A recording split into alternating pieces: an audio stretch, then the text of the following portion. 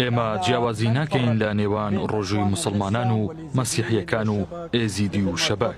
طبعا تا تشتكي قالك جوانا ام ابرك بري مسيحي قانش ما ببينين بري ازبي قبطانش ما ببينين اما كردستان وان شاء الله خدي تعالى في امن امان بهر باريزي ان شاء الله في كردستان بهر باريزي تشتكي خيراتنا قالك وغيرهم جرب يقول كاين كردستان هو جوانا اما اصل جوانياتي وخوشياتي كردستاني امريكا ام سوبالسيا لقناه كاين كرابيا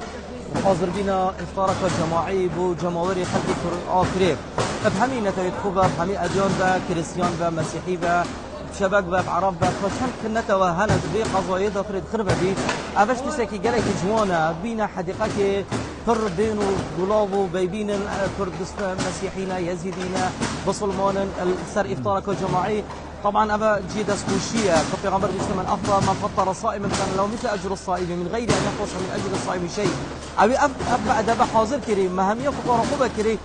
همچر روزی گر لیرینه روزی ما خرد بو کابرای بیت او کابرای بیا سبب بی حاضر بینا بی خورنه طبعا تا تشتكي قالك جوانا ام ابرك بري مسيحي قانش ما ببينين بري ازبي قبطانش ما ببينين اما كردستان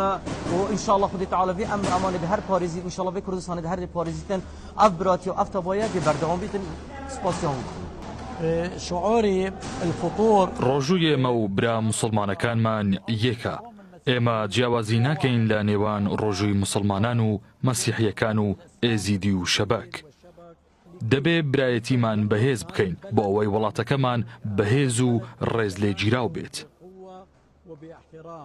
سوپاسی لقی نوێی پارتی و بەرپرسی لە دکتۆر مەردان خدر دەکەم بۆ ئەم بەربانگە. ئەم بەربانگە مانای ئەوە نییە کە زگمان تێر بکەین، نەخێر ئەوە مانایەوەیە کە خەڵکی هەژار هەن کە توانای بەربانگیان نییە، دەبێت ئێمەش وەک ئەوان هەست بەو شتە بکەین. ئێمە بە ئارامی لە کوردستان دەژین،